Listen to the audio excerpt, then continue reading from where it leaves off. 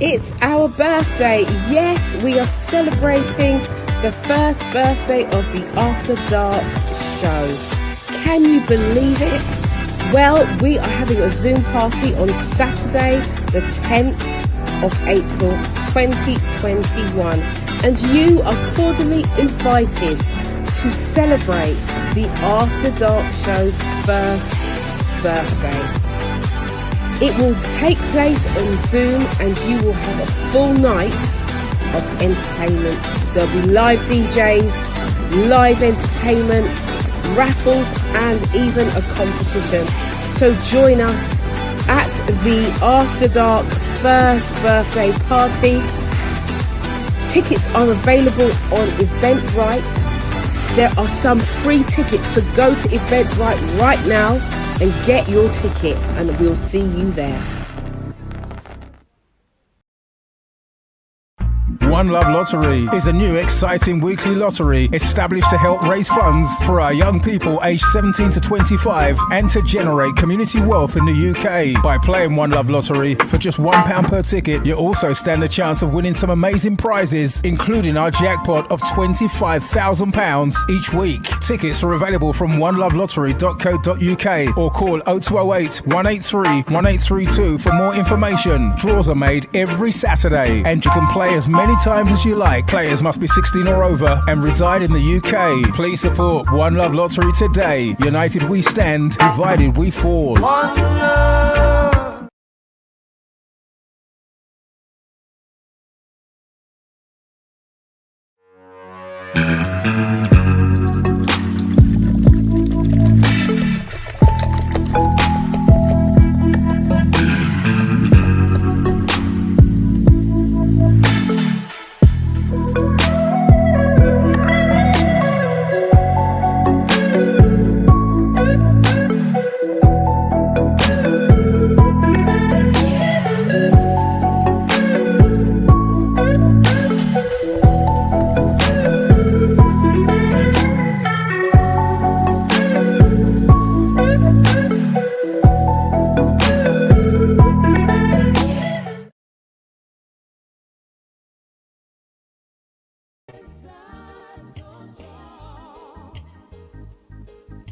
The Gospel Music Factory proudly presents a night of praise and worship. Happening this Saturday, the 3rd of April at 7:30 p.m. Featuring the amazing, powerful singer and speaker Yvonne Michelle, alongside the Peter Hunnigan Band and friends. Tickets are available on Eventbrite. So go and get your ticket and let's celebrate Easter in fine style, the way that we know where to do it. Let's have a good time on this night of inspiration.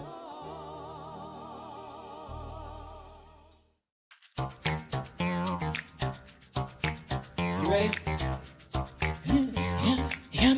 You got me running, got me running. Shake it, shake it, shake it, shake it. Raise your hands up. Raise them up.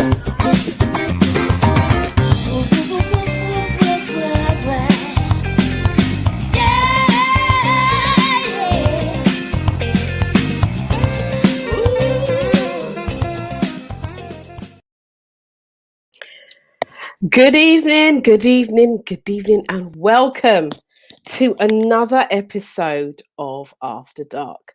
So glad that you could make it here and join us this evening. My name is Yvonne Michelle. I am your host for the evening, and we have some amazing guests in the studio. Now, before I even get into the show, what I am going to ask you to do is to go onto your social media and to share this with all your friends and your family, all your frenemies, anybody that you want to share it with that may benefit for some relationship advice. Please do share it now. Now, the next thing I'm going to say to you is, as you would have seen on the adverts, if you was here on the adverts, you would see that on Saturday coming, the 2nd of April, we have Gospel Music Factory. It's a new concept. We have been commissioned to do 6 programs doing praise and worship, gospel stuff. So we are really, really excited. And so to kick off, we are going to be having a night of praise and worship, and that is to celebrate Easter, and also just to kind of, really just reflect and have a good time, bearing in mind that we are now going into the second year of this lockdown, second year of multiple deaths due to COVID-19 and whatever not. So we wanted, and we felt that it would be a good time for us to come together and to play some music, sing some music with a live band, live singers. And so that is on Saturday evening. Now, with that, we are asking for donations. So there is no fee, but the tickets are available. And in order to get the link to see it, you will need to get your link on Eventbrite. Get the ticket on Eventbrite. Okay, so do remember that. I will let you know again at the end or in the middle of the show. The next thing I want you to remember is the 10th of April. It is our anniversary. Yes, it is. It's our anniversary. We're having a party and we are doing some fundraising. So those tickets, there were free tickets there. All the free tickets have now gone. The tickets are £10. It is a Zoom night of partying, but we have DJs, we have live DJs, we've got PAs, we've got raffle where you can win loads and loads of prizes, and if you are really lucky, you may even win a ticket to the After Dark retreat in July. Yes, so get in there, buy your raffle ticket, buy your ticket, do whatever you need to do, because you know what, things are going in here. So that is April the 10th. That is our official party. And next week, Tuesday, is our official birthday, and we will be going through some of the old stuff, some of the archive stuff that we've done earlier on last year, some funny moments as well. So, okay, so all the announcements are out the way. I need to really learn to stop clapping. It would help, because I'm sure you don't want to hear me clapping in your ears all. So anyway, welcome. Those of you who are on YouTube, those of you who are on Facebook, those of you who are in the After Dark Members Club, welcome. Good evening. And let's get ready to rumble. Oh, geez. Tonight is the night. So if you've been following the show, you would have known that we have had a two-part series so far, The Hidden Issues in Relationships. And we've had 2 shows with the men. The men had said that they didn't feel that they have a platform. They feel that they're not heard. They feel that women are too independent. We had some teachings around how we think and how we are feminists, the feminist movement, and how there are 3 different types of feminist movement, and how it's not conducive to us, especially the Black woman. So I'm just going to put out a disclaimer that we have many people on this show from all different places in the world. However, the demographic of this show is predominantly Black, predominantly melanin people. Let me just call it as it is. We're melanin. So if you don't have it, I'm not excluding you, but we have to go with the general public and go with who most of our audience is. Okay, so without further ado, I am going to introduce some of our panel members. Now, we have some new guests tonight. We have some guests who are coming, and so I'm going to introduce them. We have a couple of there's one of our panel members representing the women. It's an all-woman panel tonight, and we are talking about the hidden issues in relationships according to the women. Now, men, let me just put out the next disclaimer, because I did this the last week. Men, this is for you to listen. This is not to listen to respond so much. You can, keyboard warriors at the ready, but this is for you to listen. I want you to take this as a learning exercise, a learning moment, because one of the things that I recognize in doing these shows is that both men and women do not listen to each other. Everybody has to have their say, and everybody wants to be right. but everybody cannot be right. And this is not about being right. This is about us learning to develop healthy relationships with each other. Okay? Healthy relationships with each other. This is After Dark. It is the adult relationship show where we go behind the black curtain and we start to unpick and unravel the things that most people don't want to talk about. Right? So the inspired diabetic is saying, I am listening, Yvonne, with his eyes up, like, yeah, whatever. Anyway, good evening, Gordon. Good evening, good evening. Those of you who are just coming in, just come in. Get your pens, your papers at the ready. Please take notes. This is a learning moment. Yeah, this is a learning time. So without further ado, I do believe that I can let the women in. So first of all, let us my technician, are you going to let one of the ladies, let's let the ladies in one by one. Good evening, Michelle, how are you? Good evening, Yvonne. How are you? I'm great. I'm wonderful. I'm absolutely wonderful. So Kelly Ross said, oh, I learned to listen on this show. Yes, that's right. That's what I like to hear. So Michelle is a new panel member, and you'll be seeing her over the coming weeks. I'm very, very excited to have you here. Michelle is part of the LDF family. Yes, the LLDF family. Leaping Yes. on Sundays. Definitely Yes. part of that. Yes. And so we have connected via Facebook, and we've had some good conversations. So I just want to welcome Michelle. Michelle's been watching this show as well, and keyboard warrior at the ready, man. Yeah. Thank you for being here tonight. Thank you for having me. You're very welcome. So who else is in the green room? Hello.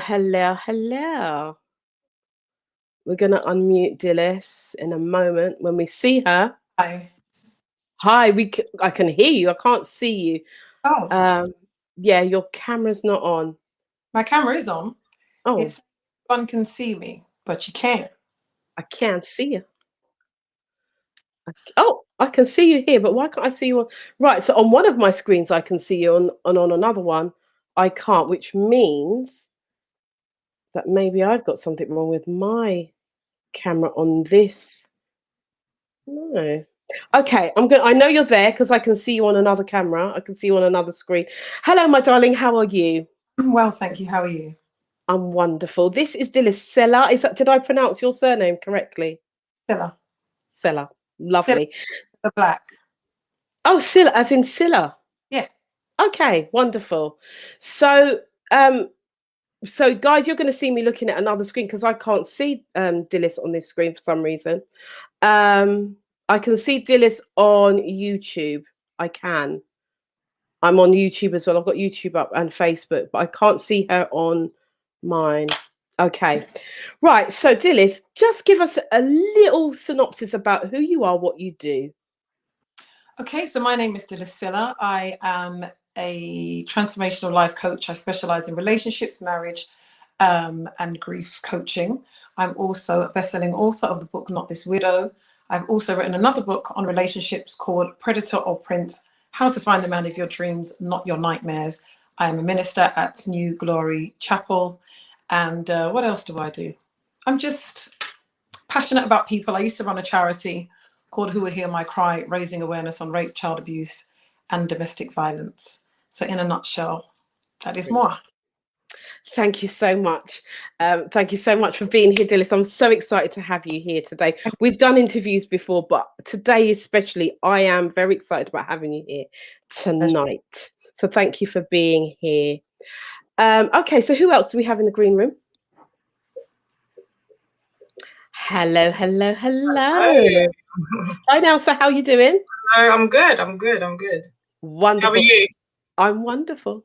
I'm wonderful. So Nelson, tell us a little bit about yourself, what you do, and just tell us about what you do. Okay, so my name is Nelsa Katoja. I also speak Portuguese. I'm an international speaker, author of a book called Soul of Woman: A Journey to Self-Love, and I'm also a transformational guru, and I run I Love Myself First retreats for women.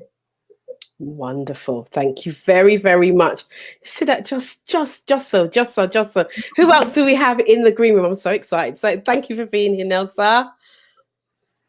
Hello, my darling. Good evening, oh. Hi, Yvonne. Hi, Faye.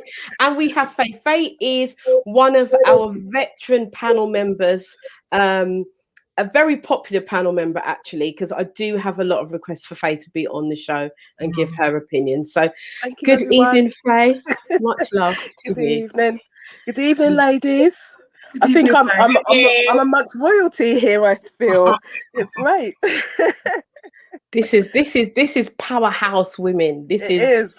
it certainly is. I'm really excited. I can't stop grinning. Lots. Anyway, we do have somebody else who is coming in. Joan Bailey. Is Joan here? Yes, Joan, you made it. Technology did not win. Oh, I'm so glad to hear it. So Joan Bailey is the she is the founder of Queen's Walking Group. Joan, just give a little synopsis about who you are and what you do. Okay, so I'm Joan Bailey. I founded the Queen's Walking Group in South East London last year when we couldn't walk. Back in November, when Boris made his announcement, I started to Zoom. So I have a massive Zoom platform now. And it's really about connecting up, empowering women, talking about topics that interest us and the wider community. And I'm here to put our point of view across. Come on now. All right, guys. Yeah. Are we ready? I have to ask all of the people who are at home on Facebook, who are on YouTube, are you guys ready for this? I do hope you've got your notepads and your pens, because I'm sure there's going to be some gems dropped tonight. There's going to be some teachable moments right here on this platform, and I want you to be ready. And like I said, the disclaimer, guys, this is your opportunity to listen, as we did last week and half of the other week, as Tony Crossbody was on the show and we started to talk about women. The women did start to get on to the chat and were having a go because they didn't like the delivery, I suppose you could say. So tonight, men, this is your turn, your opportunity to listen. Okay, so I'm just going to put it out there. The hidden issues in Black relationships, according to the women. Yeah, where is Michelle? Michelle is no longer on screen. Can our technician just pop her back in for me, please? Thank you very much. Okay, so we're going to carry on while Michelle comes back onto screen. So I'm going to now open up the floor, ladies, because I assume that you have watched the two shows that I've been talking about, and you are aware of what's been said. And so tonight it's about your point of view and how you feel about the hidden issues in relationships, according to you, from your feminine side, from your feminine energy, what you feel and how you feel we can bridge the gap. Now, the bridging of the gap will probably come closer towards the second half of the show, but we want to bridge the gap. We want to create change. We want to create peace and harmony and love. But what are the hidden issues according to you? So I'm going to throw the floor open. Whoever wants to go, just show your hand. Whoever is ready, and you can come, and we'll just take it from there, and then we'll just bounce off of each other. So is there anyone who wants to just get the ball rolling? I know you lot are not shy. There's no shy ladies. I'll go first, right? And I'm going to say it from my point of view, from my experience.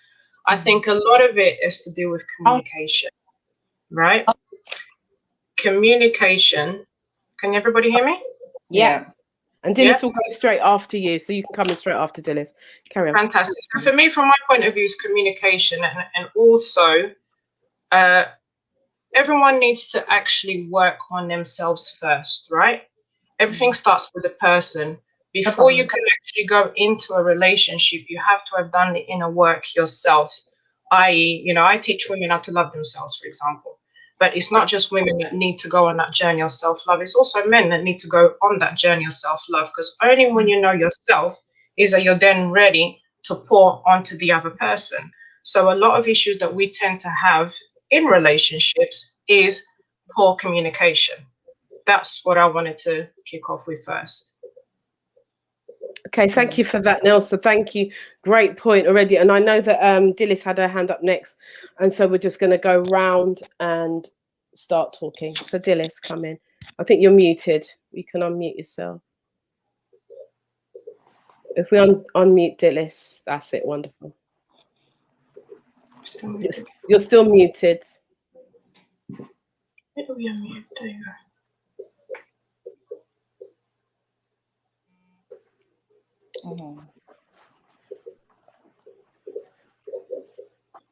That's it. Done.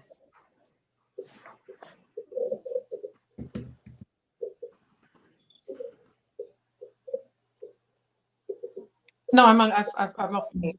Yeah. Okay, can you hear me? Yeah, can hear you loud and clear. Can you hear me? Yeah, we can hear you. Can you hear me? Wonderful. So, I'm not muted my side. Happening your end. I'm not on mute here. Yeah, we can hear you. Yeah, we can hear you. Can you hear me? Yeah. Can you? Yeah. Can you see us? Can you hear me, guys? Yeah. Yes. Yes. Yeah. I don't think you guys can hear me. I'm not muted here, but I don't know. Hold on. We can hear you. We can hear you. Yeah. Can you? Yeah. Oh, right, cool. Yeah, because I unmute. I don't think you guys. I can hear you now. Okay, so I've had this conversation before. So this conversation, I'm quite a pedantic person, so I must take it back. Yeah, I can see, hear everything. Right. Okay. Right. I was saying that for me, I like to strip things back to its bare bones. Okay. Okay, I am speaking. Right, okay. I'm saying that one of the things that I like to do is strip things back to its bare bones, so that the fundamentals are in place, so that we have an understanding. When we say the issues that affect Black relationships, Black people come from a wide area. So when we say Black, which Black are we speaking about? Because within that Blackness, there are different cultures and beliefs that are at play. Some of the issues that were raised like last week or whatever with the other gentleman, from where I come from, those aren't issues. So I think when we're talking about Black relationships, I think we need to be more specific to be able to define that Blackness. Because how I would speak about relationships, Black people in this country, how I would speak about relationships back in Africa and back in the West Indies, I think there would be a different set of dynamics and different issues that would be unique to those sets of Black people. That's what I kind of wanted to put out there. Absolutely. You've hit a good point, Dilys, that culturally we are I'm different. done talking. Can you hear me? Yeah, can you hear me? I'm talking now. Oh God. I don't think you guys can hear me. We can hear you. Can you hear me? Yeah. I'm talking. Can you hear me? Yeah. Yeah. Can you hear me? The Inspired Diabetic says you need hand signals. Can you hear me? Can you hear me? Oh, okay. There is right. So there is a delay on. Can you not hear me? Yeah, we can hear you. The Wi-Fi. Yeah. Okay. So Theo, before Dilys comes in, can we try and sort out her internet for her, just to make things a little bit easier? Thank you. I know that there is a delay as well, but I just want to pick up from what Dilys said, and which is a good point that has not been raised at all. right? And that is the culture difference there. And we cannot assume, because we are all people of melanin, we all are black people of color, that we are all the same, because we are not. And I think that that was one of the things that was that upset some of the women from the beginning, from the first show, because it was the generalization. So we are talking more specifically about Black British people, yeah, but that does cross over. It crosses over, because I'm Black British, but I'm of Caribbean descent. So there's going to be some differences from the African descent or the English, because I'm first generation here. So my parents were from the West Indies, and I'm the first generation born here.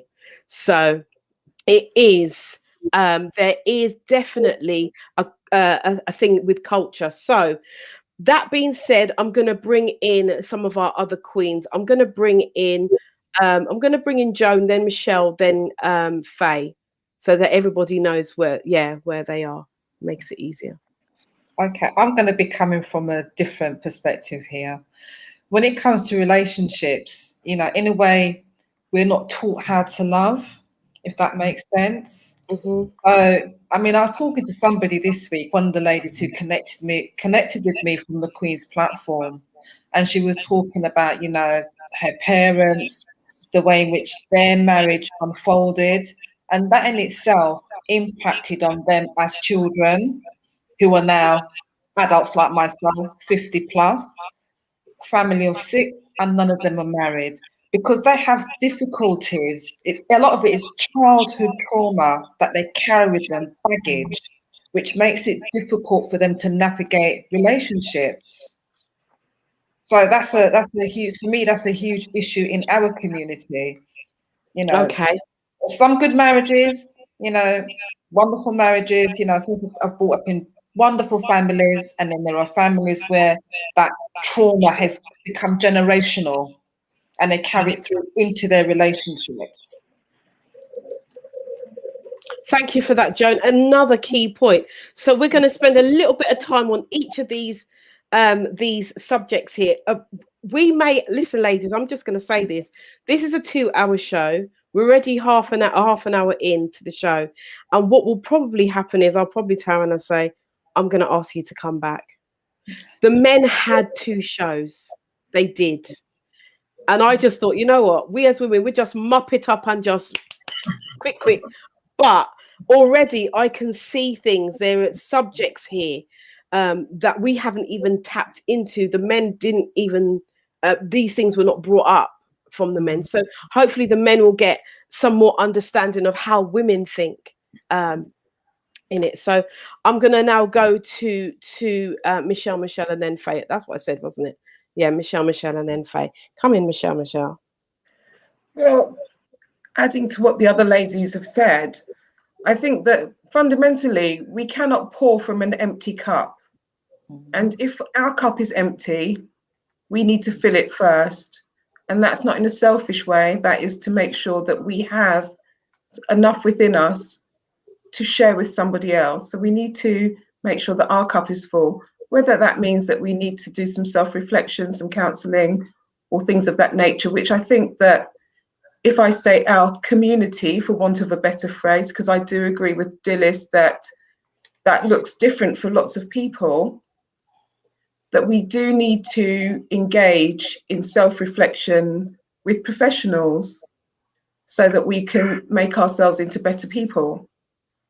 I also think that we seem to have a lack of role models, people to go to see what good relationships are like. So if you've got perhaps a younger couple that are getting married or in a serious relationship, and then they come across difficulties, who do they go to for guidance? Not everybody wants to go to a religious situation, but who do they go to? Who do they see in their families that have good relationships? I'm not talking about just being together. I'm not talking about longevity. I'm talking about positive relationships that are loving. I think there's a lack of that. And I also think that, especially given what the men were saying, there's a lot of generalization, and we need to step away from the generalization and look at the individuals and how we work. Thank you very much, Michelle. I'm going to bring in Faye now, and then I will just go over a few points, and then we'll go to some of the comments that have been put in the thread. So, Faye. Gosh, I would go along with what all the ladies have said. I would also like to add that I think that we are, in our community particularly, we are lacking trust, and we no longer trust one another. And trust, I think, is the very basis for any relationship, really. If you're not trusting one another, you're not liking one another, because I don't think, again, throughout the years being born in Britain myself, that we are seeing those role models. We're not trusting one another in terms of business, and for us to even have our back in certain things, and we're looking outside of that for that validation. So we need to be able to validate one another, and I think that is one of the key points. I think now we are recognizing this a lot more, and it's beginning to get better. But as I say, the age group that I am now, I'm looking for that in terms of relationships. I'm looking for that person. I've done the work on myself, but I'm still not meeting people who have done the work on themselves, and I can't trust that they have done that, because they're still coming with drama. They're still coming with things that I'm thinking, should we have not dealt with this when we were teenagers? So I certainly agree with all of the women on the panel this evening, but I would like to add that trust is a fundamental thing that we've lost in our community. Thank you, Faye. So in a nutshell, from what we've gleaned here so far is that there is a lack of communication. There is also the fact that our minds are not open to the fact that even though we are Black people, we are people of color, we have different cultures amongst us that are not necessarily not the same. So, excuse me, if a Nigerian man per se was to meet an English Caribbean woman, the culture, there would be a different culture, which might cause a clash in terms of how the relationship runs. It might not, but this is what we're picking up. Also, one of the things that, like Jonah's put up, that we haven't been taught to love, and there are some hereditary issues that come from our past. So, like generation, sometimes it's a generational curse. You just have to talk it and talk the truth. And sometimes it's gone through generation to generation to generation. No one's spoken about it. It's been swept under the carpet, and then you just don't know why you're functioning the way that you're functioning. So, again, it's about us coming to a place what Michelle was saying, of self-reflection and seeking professional help as well. And there's a lack of role models. Michelle said quite a lot. Lack of role models with positive relationships, and also that when we do come together, it's a thing that we should really be looking at the individual rather than the whole of all women or all men are, every man is or every woman is.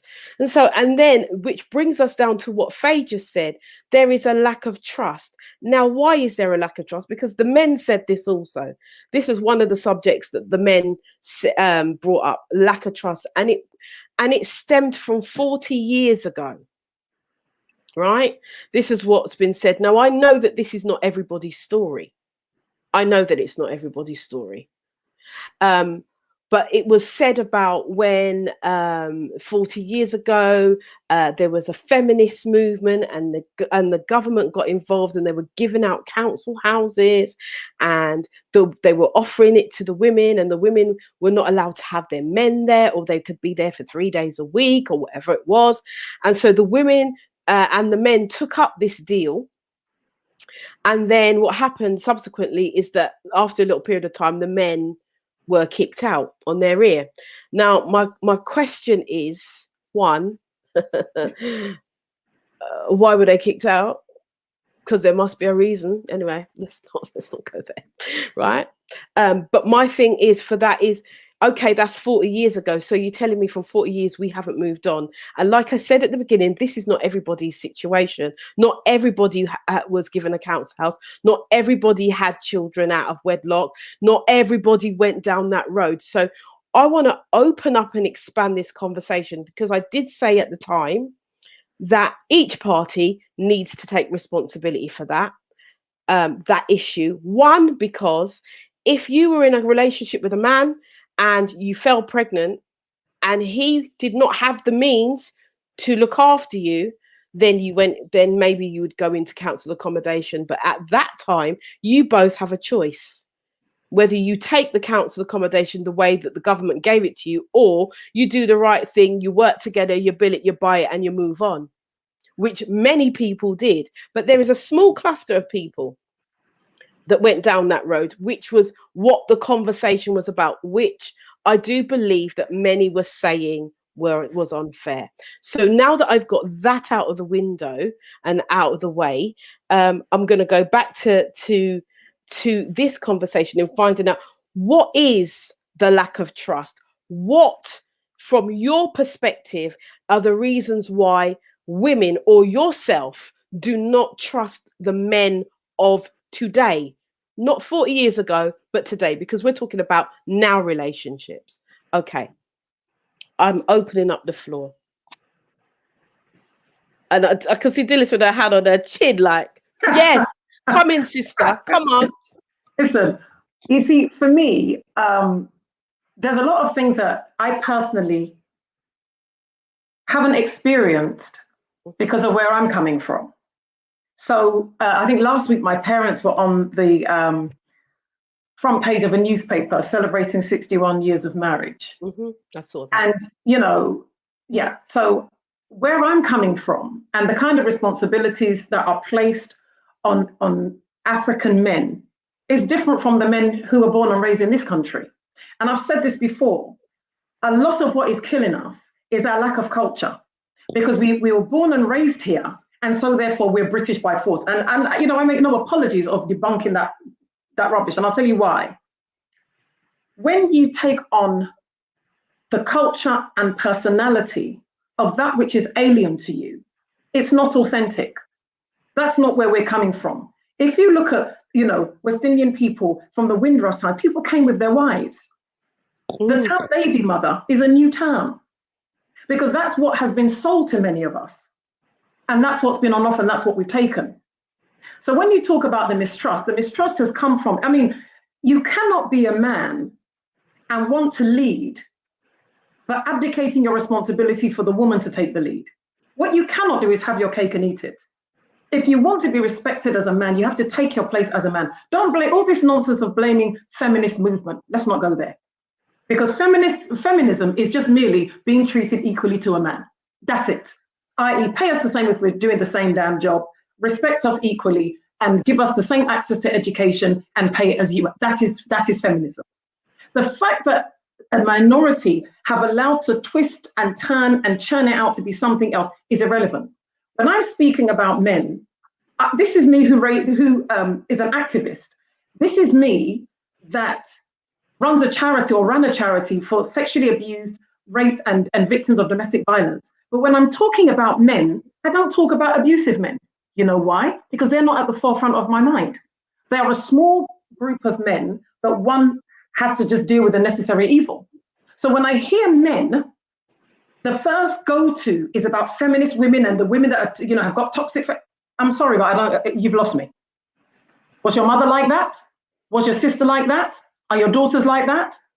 Why has that become your go-to as what you've latched onto to explain as to why there's problems between men and women? It makes no sense to me. So I think that the mistrust has come about because we've forgotten who we are as a people and as Black people. We have lost some of our values because we have decided to take on certain cultures that are alien to us. And the richness of our culture and of who we are, we have discarded. Then we want to blame the women for not doing a job that you should have taken.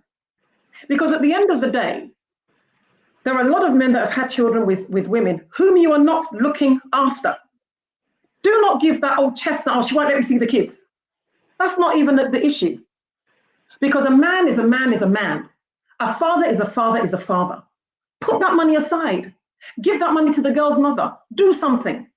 But it's like you wait to have a situation to enable you to have an excuse not to man up. My brother didn't see his daughter for 14 years. And I'm going to bring this to a close real quickly. Didn't see his daughter for 14 years. His child's mum, my niece, took her away and lived with her in France. My brother hired a private detective. For 14 years, he looked for his child. He didn't sit there and say, well, the mum's taken my kid, therefore, none of that foolishness, because the men in my family are men, from my father down to my son. And if we don't, as men the men don't start to take pride and responsibility and act as men, that is not dependent on the behavior of the women, then I'm more inclined to listen to the arguments that they put forward. But when you come and whinge, and for me it's whinging about, and there's feminism, and the women are not doing it, and what are you doing as a man? Because I will tell you something, what most women really want is a man they can respect. When you do not sell yourself as a respectable man, you will not be respected by women who have had to become self-sufficient because you have failed.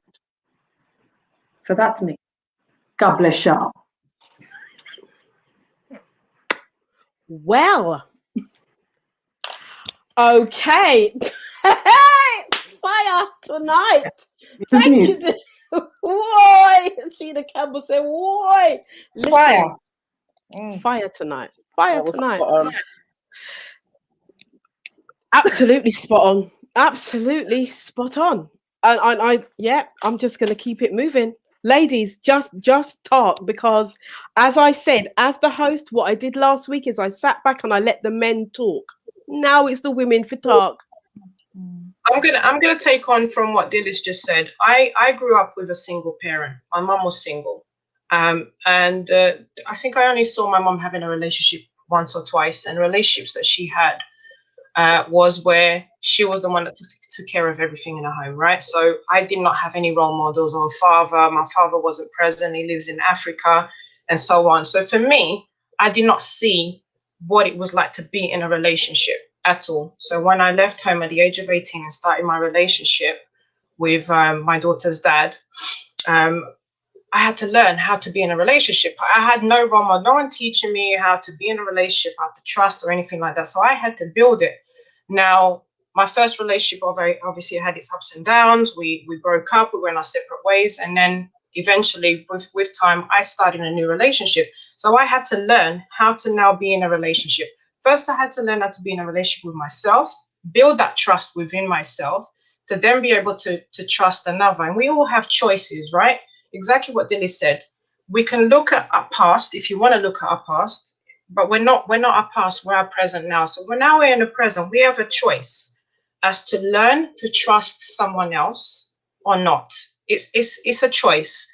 And if we're given reason not to trust that person, but we still choose to stay with that person, we have to build on that trust. Trust has to be built in a relationship. If there's no trust, there's no relationship.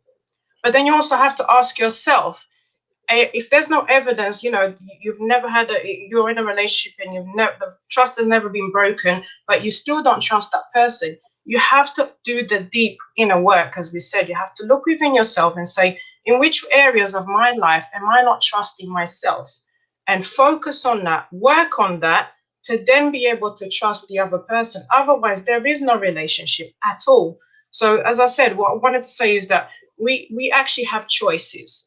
Forget the past and what happened 40 years ago, what happened yesterday, what happened in your previous relationship, or the fact that you were in a relationship with somebody that constantly cheated on you. That's lost, that's gone. Focus on here. You're with someone now. You want to have a really, really good relationship. You have the choice. Work on a trust with the person. So yes, there is a lot of, black relationships that don't work because of lack of trust. But again, I'm going to keep going to the point of everybody has to do that inner work, the deep inner work first, before you can say, right, I trust myself now. Now I'm going to work on trusting that other person and vice versa. That's what I would be. And like somebody's just said, trust is really key. Trusting yourself, trusting in God, trusting in the person that you're with, so that you can build on that. If you don't have that trust in a relationship, you might as well say goodbye and move on. That's all I wanted to add. Thank you, Nelsa. Thank you so much for adding that. Michelle, come in. Can I just take it to a different tangent? I do think, obviously, I agree with both mic drops we just had there.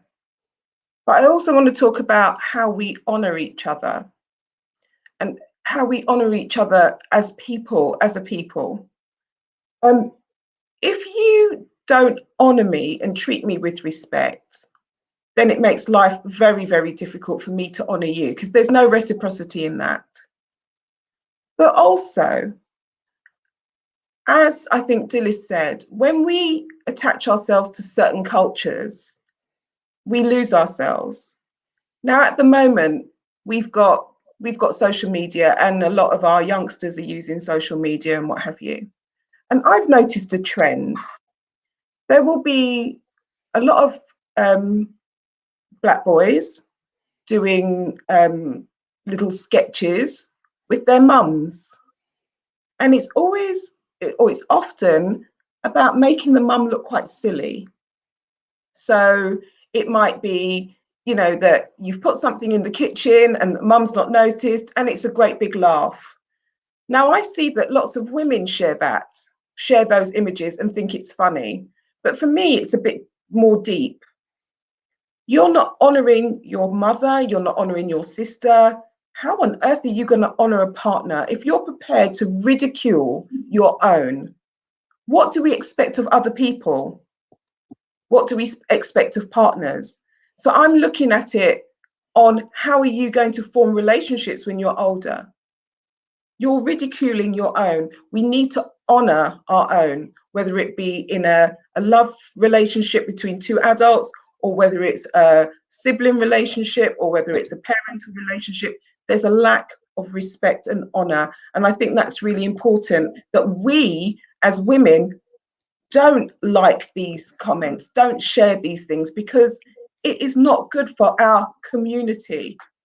And it's important, because we need to be positive about each other. As Gordon said last week, you see somebody, you say hello, you smile, you give a compliment, and you make that person feel better about themselves. It's not that they need your validation, but it's about acknowledging somebody else. And that is important to me. So I just want to put that tangent in, because we, as you said before, Yvonne, we are now the elders, and we're looking at what we can do to make things better for those coming behind us. And we need to be mindful of those kind of things and steer them from that path. Lovely. Thank you so much for that comment about the honour, because that was something that came up last week, I do believe, in terms of it was said that men are looking for women to validate them. And this whole kings and queens thing, it's not that, we're not supposed to put each other up on pedestals. I think that was roundabout, in a nutshell, what was said last week. So I'm going to bring in Faye. Joan, do you have anything that you want to come in with after, and then I'll bring Dilys back in? Yeah, what I was going to say, it's not about really putting them up on a pedestal as such. There's got to be mutual respect. I think all of us on the panel, we love our Black men, we love our kings, but they have to come correct. And a lot of the time, they're not coming correct. Yeah, and that's where I'm coming from. And it's about, the love, the honor, the respect. A lot of times they just seem to have a completely different agenda. And you spend a lot of time trying to navigate and work out, well, what is that person's true intentions? So it comes like, so that you're going to have that fear. And again, it's the trust. So the two things are in conflict. And it's how do we get past that? The fear and the trust. How do we get the balance? And that's what's traumatizing our community, especially. Because you meet somebody, you're thinking, in a way, what are they up to? Rather, you should be thinking, this is a genuine person. This is a genuine, good, quality Black man. In the back of your mind, you're thinking, I wonder what he's up to. Is he after my house? Does he want to, does he want to come and take over my life? You just don't know. It's so difficult to try and navigate them. And we don't want to be like this defensive and, kind of like on the run. So that's just my little tidbit that I wanted to throw in there. Okay, lovely. Thank you very much. To the men, I think sometimes your corn toe is going to be a bit bruised by the end of the night. But I want you to take everything that has been said in love, because this, as I said in the beginning, this is about having teachable moments. This is about us learning, and this is about us growing. And if we don't talk the truth, we will never grow. We cannot pander and rub you down. And when you were talking to us the other day, you weren't pandering and rubbing us down. So we need the hard truth of the matter. So Faye, come in. I do think men need to take accountability for other men and their bad behaviour. Now, and women need to do the same. We all need to take accountability for our sisters, for our mothers, for our aunties, for not trying to discourage each other from having good relationships. Because I find that a lot of women, I speak for women, women that I know, a lot of women that I know, there's almost like a jealousy amongst the sisterhood, and some women, they will discourage another woman if they meet a man out there, and the slightest little thing that is done wrong in that relationship. First of all, if you're in a relationship with someone, any issues should be dealt with between you and that person. A lot of the issues are coming outside of the relationship, and you're speaking to your girlfriends, and your girlfriends are saying, oh, just leave him, just dash him, we can't be doing this. We need to be talking positive energy into our sisters, and we need to be saying to them, look, what have you done to change this behavior? What have you done? Have you spoken to him? A lot of the time I haven't even spoken to him about it. He don't even know that you're upset. So, and we speak to our girlfriends, and our girlfriends will give us that drive to have an argument or drive to break up our relationships. I always say to my girlfriends, I can't tell you what to do. You are in this relationship, and you need to understand what your man is about and what the dynamics of your relationship is. Only you can decide what to do, and you need to take those steps. And I think that the men also need to do that. So when they see their brethren going out and they're dealing with this woman and talking to this woman and talking to you need to call them out. You need to call them out. That's bad behavior. If we are to succeed as a race, we need to be respecting one another, and that's not respect. There needs to be accountability. I recently was talking to a guy who I've been talking to him for 1 whole month, and he told me that he had 3 children. And come to find out that this man has 8 children. Not a problem with 8 children, really, if that's what you want to do. Found out later on that he's got 6 mothers. Okay, fine. 6 mothers. What am I supposed to do with that? Then I find out that, 5 of the mothers he's not got any contact with. He hasn't got any contact with these children. And now you are expecting me to take that on board. Why? Why are you expecting me to take that on board? He ironically blocked me. I thought, oh, wow, okay, you've blocked me because I've expressed that that is really bad behavior. I had to call him out on his behavior. Are you kidding me? You're expecting me to sit down there? There are 6 children that you have no contact with, and you're expecting me to accept that. I'm not going to accept that. I don't care where you come from, who you are, I'm not going to accept that. So if he got upset because I called him out on his behavior, I should be able to call him out on his behavior, because that's wrong behavior. You're not building any relationship. So how does that encourage me to be with this person who does not have successful relationships and just makes children everywhere? Not that I'd be having a child for him anytime soon, even if I was young enough to do it. I definitely would not do that. Why would you even involve yourself in that? So what we need to do is we need to, when we see bad behavior, we need to call it out, and we need to say, this is wrong and you need to do better. Thank you so much, Faye. You know, tonight, I could just sit back and just let the women talk and don't do nothing, because you're just saying everything that's up here, you know. And, you know, again, you know, Faye, thank you so much for giving the example and being so transparent about your dating, because this is what we do on this show. But thank you for being transparent. Now, you dodged a bullet there, love. You really dodged a bullet there with that, man.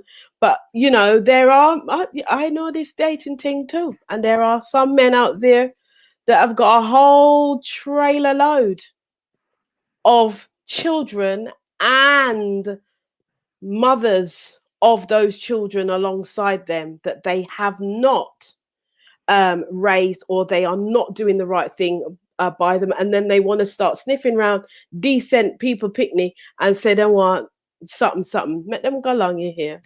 That's not for you. No. Ruth, can you bring that comment back up for me from Ruth Carter, please?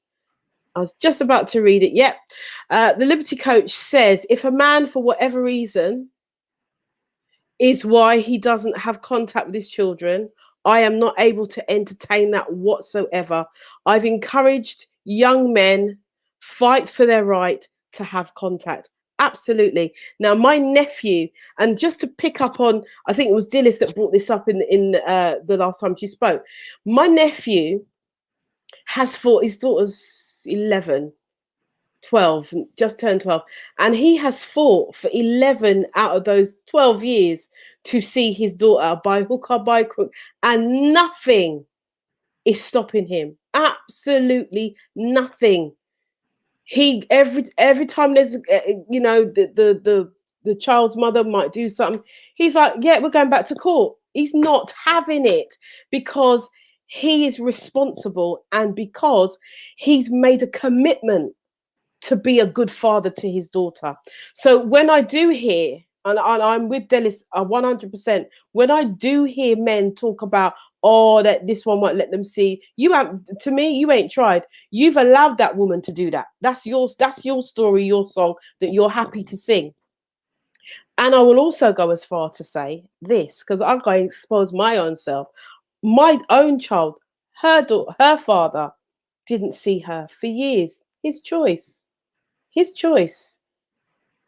But he is now back in her life, kind of in a roundabout way, because she's now old. See, the thing is, when you make it's a choice that you make as a man to step away.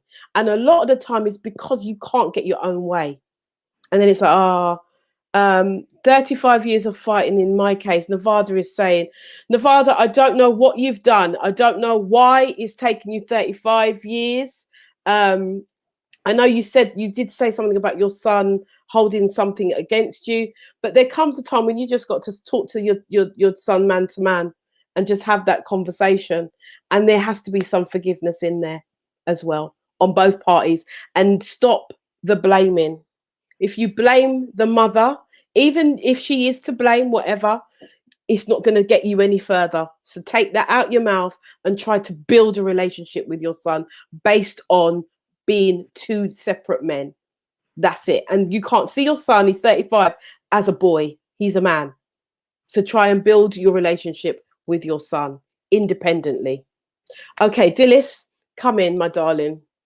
Hi, sweetie. So I'm real tired, so I have to kind of like write some notes like an old lady. That's but all yes, right. I think, I mean, I wrote a book last year. Is it last year? Yeah, last year, called Not This Widow. So I've been widowed. I was with my late husband for 17 years. So there's a few things that I learned, yeah? One of the problems that we have is we don't take time to get to learn who the person that we're interested in, who they actually are. Everything is so sexual that the men use it and the women use it. And then we circumvent what should really have taken X amount of time for us to get to know each other, to now having to play catch up because there's no mystery around either party. So this is where, when both parties manage to get what they wanted so easily, it also contributes to the mistrust. Because sometimes half of you guys aren't single when you start sniffing around some next woman. And then you talk about wanting to be respected. And you see, the thing is, I personally don't have an issue with the title kings and queens. My husband, I treated him like a king, 100%. My partner is treated like a king because that's who you are. My mother, they've been married 61 years. Mom still brings dad food on a tray. And yet we try and hide behind, oh, feminist. I am a feminist. But guess what? I am a feminist. You won't meet a greater feminist than Dilys Silla. But my husband would serve food on a tray. I would do what I needed to do as a wife. I'm a Christian woman. I understand the meaning of submission. Don't hide behind feminism because it's a lame excuse. Do not reap where you've not sown. Have you presented yourselves as good men to these women whom you claim are a certain way and who don't validate you and who don't rub your ego and who don't do whatever? How have you presented yourselves as men in those situations and in those relationships? Learn to have conversations with people. I remember before I got married, me and my late husband, we were on the phone for like sometimes 4 hours at a trot. That's where I got to know him. But at the same time, when I met him, I said, let me tell you something. I'm fine, you know. If I wanted to be somebody's girlfriend, you wouldn't have met me single. I am ready to get married. If you know that's not what you want, move on galang. Isn't that what you guys say? Mm-hmm. So for me, I wasn't wasting time. I am not grateful. I am not waiting to pick the crumbs off your table. I am the damn table. So if you're coming to step to a woman like me and you're fearful, it's because you're not yet on that level. That's why I said, don't hang your hat where you can't reach it. So sometimes the women you're complaining about is because they're not your level. You haven't reached there. And what I don't have to do as a Black woman is compromise to make you feel good. If you know, look, me, I know how to wear good clothes.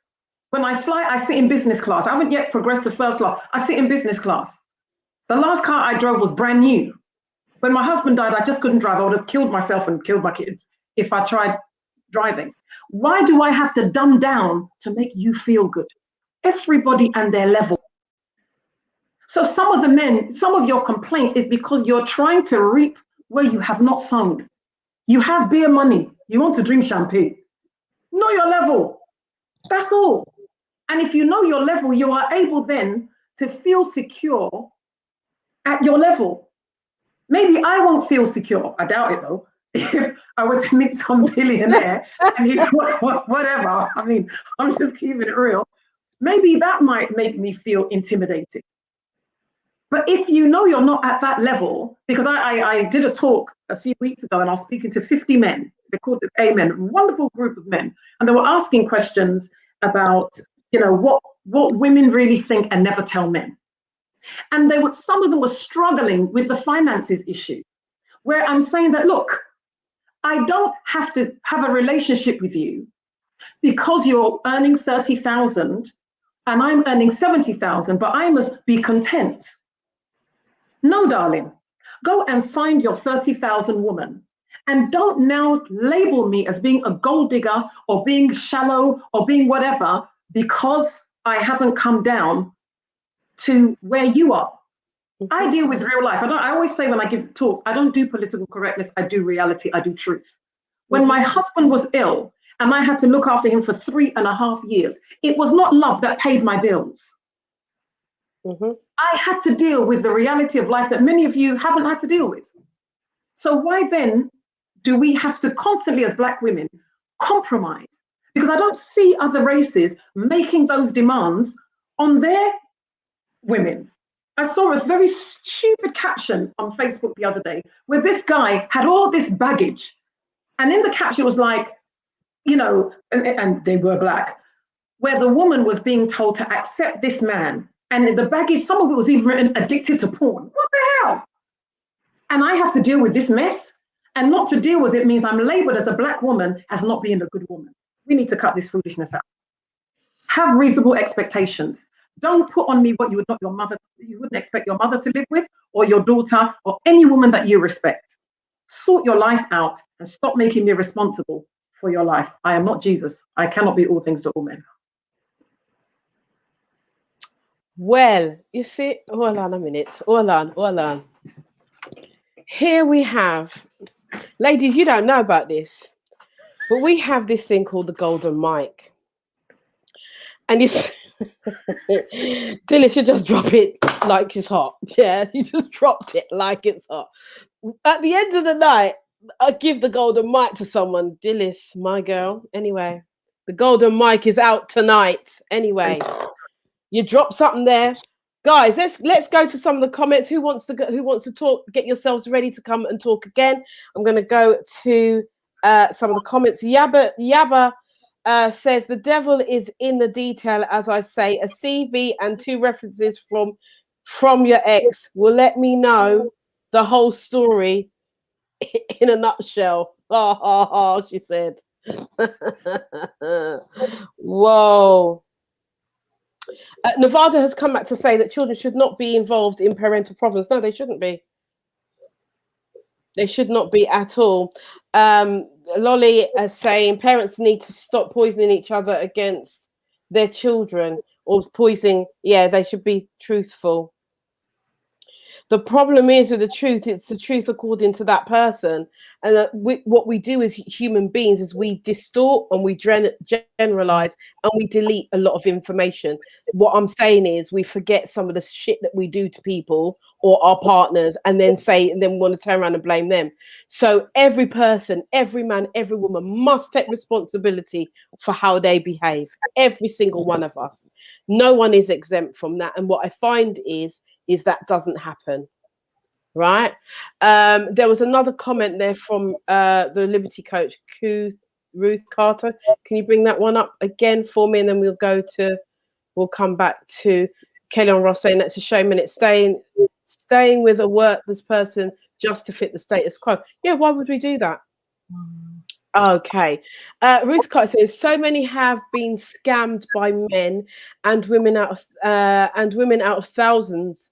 Right, even with the threat of being criminalized. So transparency is key in a relationship, along with a host of other qualities, which is very, very true. So guys, keep your comments coming. Maxine Elpit says, talk it, sis, drop the mic. That was for you, Dilys. So ladies, who wants to come in? Michelle, are you ready? Yeah, come in. Yeah, a lot of it is to do with emotional intelligence as well. Mm-hmm. And emotional maturity and self-awareness. I think also, as Dilys was saying, which was a point that I've written down because I have to write them down too. Sometimes you meet somebody and the things that they like about you are the things that they end up disliking about you. So, for example, you're a strong woman, as they like to call you. You're a go-getter. You know what you want in life and all of these things. It's fantastic at first, but then all of a sudden you're operating too much in your masculine energy. And if they feel, and not all men, but some, if they feel that they are now Mr. Michelle, rather than you being Mrs. whoever they are, Smith, they don't like it. So they have to decide, because for me, men need to have a quiet confidence about themselves, to be sure of themselves, so that they can be sure within the relationship that they're in with you. Because as you said, they have to put their hands where they can reach.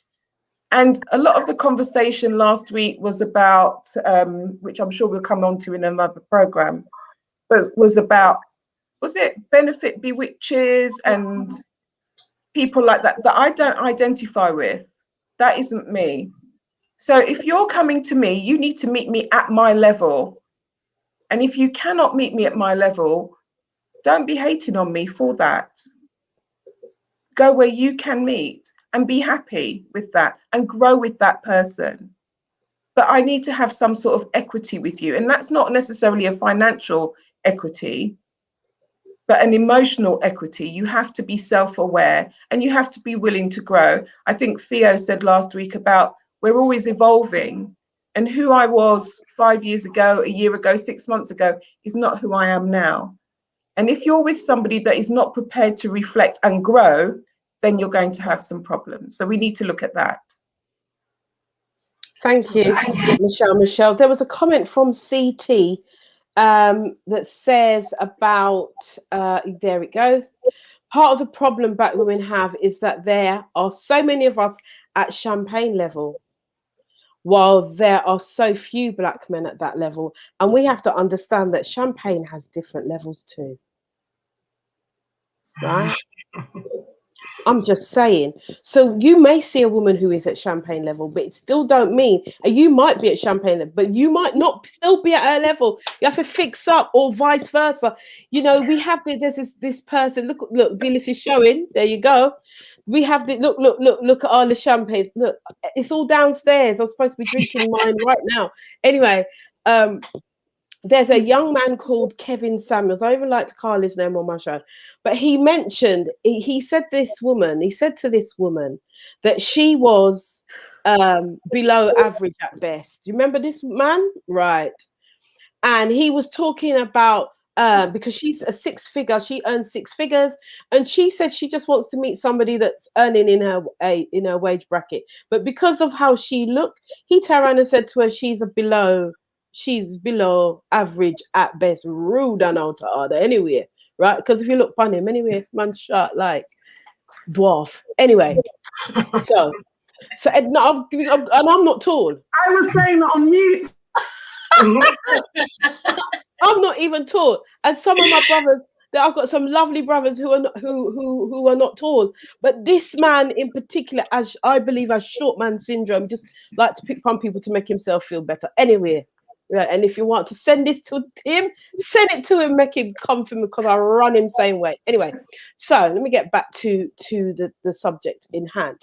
So, you know, you're right, CT. You know, some women are. The thing is, what we have to remember is that women have evolved now. We're continuing to evolve. And one of the things I said is that what's happened, and I said it last week, and I'll say it again, is that, or it might have been the week before, is that the men have dropped the baton.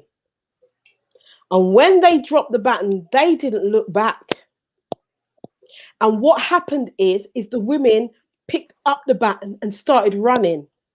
And you see, you got that little piece of time, that little time to get the baton in your hand. We're passing the baton to other women who are running and who are taking their levels higher and higher and higher. And we're now not looking back so much for our men. We're looking at which man is in front of us, which man's done the work, which man is ready to take on all of this. Because we know that we are queens and we are worth it. And so sometimes I think some of our brothers have got it twisted. And while you're looking back, you have to remember, was it Sapphira who turned into, when she said, don't look back, and turned into a pillar of salt? Yeah? Sometimes when you look back, you can't see what's ahead of you. If you're, I always say, if you're driving a car, you don't drive your car looking in the rearview mirror. You don't. You got to look forward. So this is what the problem is. Some men have not taken up anything and not moving forward. And so you're getting left behind. And that's on you. I'm sorry to say, it is on you. It's not on the women. You can't keep blaming, because like I said, when you're putting those fingers forward, you have to check which fingers are coming back at you. Everything starts with you. Everything. If you want us to run with you, then you've got to sort yourself out too. And I'm not saying that's all men. I'm just saying that's a lot of men. Anyway. Joan, are you coming in? And then we'll bring it in now, so then Faye. Well, I'm just going to pick up on a few little points that you've made, you know, and by my own observations. You know what's really kind of like tragic about this whole situation? You've got a whole, almost like a generation of men who've gone back to their parents' home because they spend so much time stumping up and down all over the place, running wild and carrying on, then burn out. So they end up back with their parents, or they're knocking around in their little one bedroom, their little room, or they got mental health problems. There's something wrong. Yeah. And what's nice that you've got a cohort of those strong, powerful, beautiful queens who are on their own, and they'd love to meet a good man. And look at the gap now. Yeah, look at the gap now, where you've got that hierarchy, all those women up there who've done well, you know, they've got the career, they've got the job, they've got the car. Okay, it's all materialistic things, but they've achieved things in their lives. Where is the man now to kind of like match or kind of like meet that woman? They're not there. And that's not our fault.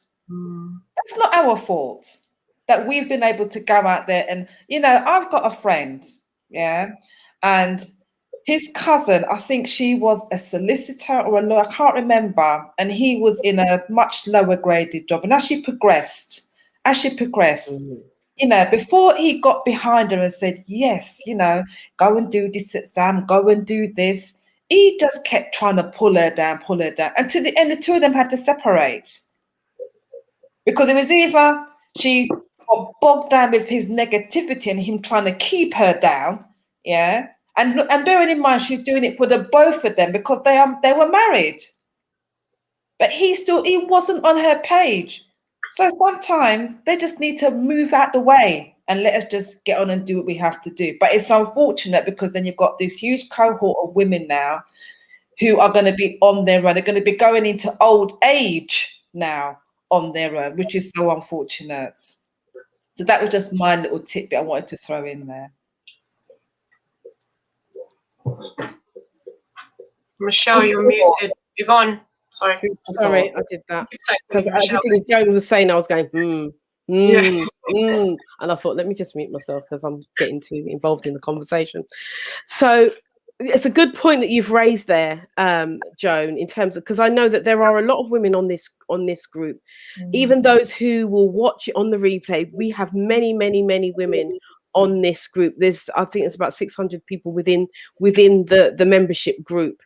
And I think the vast majority of them are women, and they are women over the age of 40 upwards. And a vast majority of them are single. And this is something that we have to start looking at as to why and how we overcome and how we move away from this singleness, and where do we start to look for these types of men that we are looking for, these type of men who may be a slightly higher caliber. And there's no offense to any of the men on the group if you feel that I am discluding you, and if you do feel that I am discluding you, then it's your opportunity now to fix up. That's all. And do better. That's it. One more point. Yes, you know, I've got a group of friends now. This is how bad, you know, whether it's bad, this is how this particular group of women friends that have had their feeling. They're actually looking at of collaborating together. This is them planning, because they know they're not going to find a life partner now. They've kind of like resolved themselves to that. And they're actually looking at collaborating now to go and buy a property to all go and live together. So as they go into old age, but this is what's happening with the, you know, this is something that's real. So is this something that's going to spread throughout our community now, where women are going to come together because they can't find life partners and be each other's carers as opposed to finding a life partner? All that in itself is destroying our community. It is. heartbreaking. It really is. It's It heartbreaking. is sad. That's very sad. Very Yeah. sad. But you see what happens is that women then start to think of the solution, which Exactly. it doesn't include the men. And then, unfortunately, from what the men were saying Yes. last couple of weeks, then they feel resentful because Yeah. we're not including them. Yeah. Yeah. So where are we in terms of time? Yeah. How do we now, what can we do to help them and help them change their mentality to come up to where we are, where we're thinking? There was Natalie said, in America, Black women are leading in entrepreneurship. Something has definitely been broken in our generation. That's what Natalie has said as well. This is we've got Dawn Pollis says, why do men feel intimidated when a woman has a house, job, car, and heart? Why do they feel intimidated? Does anyone want to answer that question? Because I think it's quite a pertinent question, really. Why do men feel intimidated when a woman has a house, job, car, and heart? Go for it, Faye. I think that's just mainly because they're asking themselves, what are they going to now bring to the table? And I think that's the issue. What are they, now that women are achieving and going into business and, becoming CEOs and things like that, a man's coming along and thinking, I'm being made redundant here. But what they need to be looking at as a group of men is they need to be looking at what can they do to step up. And that's a man-led thing. That's not us as women, because women are empowering women. The men need to empower the men to step up. So the men in our communities that are doing very well need to empower the other men in the community that are not doing so well to do the same thing. Because how are we ever going to, meet in the middle? I as a woman don't think that I can empower a man as much as a man can empower a man.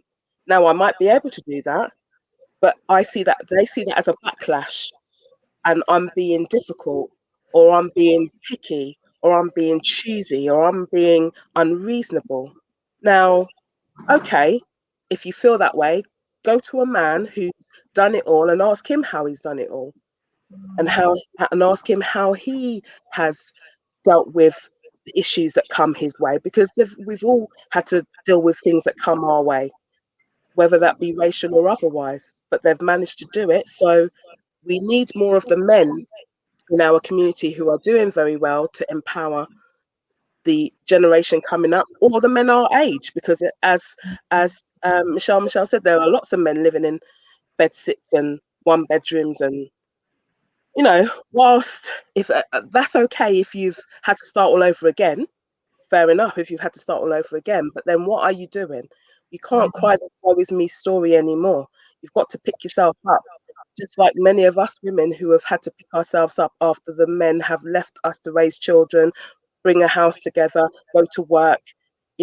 I've had to wake up at 6 o'clock in the morning and take my child to breakfast club, and then rush back from London to pick my child up at 6 o'clock in the evening. I've had to do that. I've had to do that by myself, or the village that is with me. So they need to take, as I said earlier, there needs to be taking more accountability, but we need the men to empower other men to be able to step up and meet us halfway. Because I think for most of us, that's what we're asking for. We're asking for you to meet us halfway. And that's the least, is it not? Thank you for that, Faye. Thank you very much for those comments. We've had some comments coming in. There's a comment here from, I think it's Isandeo Stephen. And he's saying, black man like children of God. Please like black man of God. Okay. Yeah, okay, thank you. Thank you for that comment. Didn't quite understand what you was trying to get at. But Gordon Johnson saying we should be empowering each other, as that's what black love represents. Amen. Just note that Gordon was one of our speakers last week. Gordon is a coach and was on our show last week, and he will be coming back in a couple of weeks' time to be on the panel as well. He had some really good points. Sadie is saying we live in a society where people don't want to compromise or work hard for work or for a relationship. People don't want to work hard in work or in a relationship. And maybe that's the reason. Theo Manderson says, why is everything the women are discussing around career and income? What about his character, integrity, and love? Amen. Okay. Come on now, Yeah, sir. I'm talking about that. I've come in straight after what Theo has said, right? And I've been writing notes. I've written about like 9 points. I've taken on from Dilys and Michelle, so I don't miss anything, right? When I first met you, Yvonne, was when I was watching YouTube 5 Love Languages, right? My relationship, I've had a relationship for about 3.5 years with my partner, my king. We have so much respect for each other. At the beginning, we were friends for 5 years. During this time, I was in a very, very low point in my life, right? And I want to cover the point of us leveling up and working together, empowering one another and building that love that we have now. But it got to a point in our relationship where I was changing. I was becoming more me. I'd overcome depression. I started off as a coach, writing my book. Things were happening in my life. So the person that he knew at the beginning had changed. I'm now this busy person doing all of this stuff. And, obviously the relationship is changing. And then we're having problems with communication. And that's when I came across the 5 love languages. And for me, it was like I needed to learn something that was not working in my relationship. And I want to cover the part about mastering. When we start a career or we start a business, right? We master that. We study it, we watch videos, we take courses, we do all of this stuff. But when we're in a relationship, we don't tend to do that. We tend to just flow, try and make a relationship work. It doesn't work. I'm different. If I'm mastering my business or I'm mastering a career, I want to master my relationship as well. So I look for things to better my relationship. So I was obviously looking for something, and I came across the 5 love languages. And then I realized that the issue with my relationship was that I was not hearing my partner. He was hearing me. He was supporting me, helping me level up. But where he was in his position, I thought he's okay. He just helped me to level up and so on and so on. But his love language was being heard, communication, quality time, and really listening. When I learned about the love language, I was then able to go, you know what? Let me put my phone aside. I can't do social media or do my business at the same time. I've got to just give my full attention to him. When I started to do that, I realized that was one of the issues I had in a relationship, and I didn't know. So some of the points that I wanted to also cover is you have to learn what each other likes. So I like gifts, I like compliments. And because he wasn't willing to listen to the 5 love languages, I had to show him. So I said, babe, this is your love language and this is mine. I like compliments, I like this. So he started giving it to me. But before it used to be me turning around and going, oh, you don't give me a compliment. Oh, I've bought a nice dress and you haven't said anything. But when I learned about the 5 languages, I was like, okay, if he's not willing to find out, I have to lead. I have to tell him. We women cannot be afraid to speak up and say what we want in a relationship, right? And I remember when I was also watching your show and your morning shows in the morning, and I was also having issues on my relationship. And it got to a point where I was like, you know what? I have to let go. I have to not be scared of something. We women should not be scared, or anyone in a relationship should not be scared to leave a relationship if they are not getting what they want, right?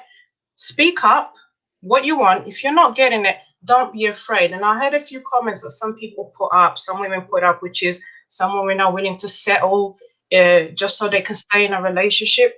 You have to, if you really want something in your relationship, you speak into existence in terms of what you want. I want a king. I want this. I want my relationship to be like this. You have to really speak up and be specific. And if you're not getting it and you're doing the things that you need to do to get it and you're not getting it, you have to be willing to say, you know what? This isn't serving me. This isn't for me.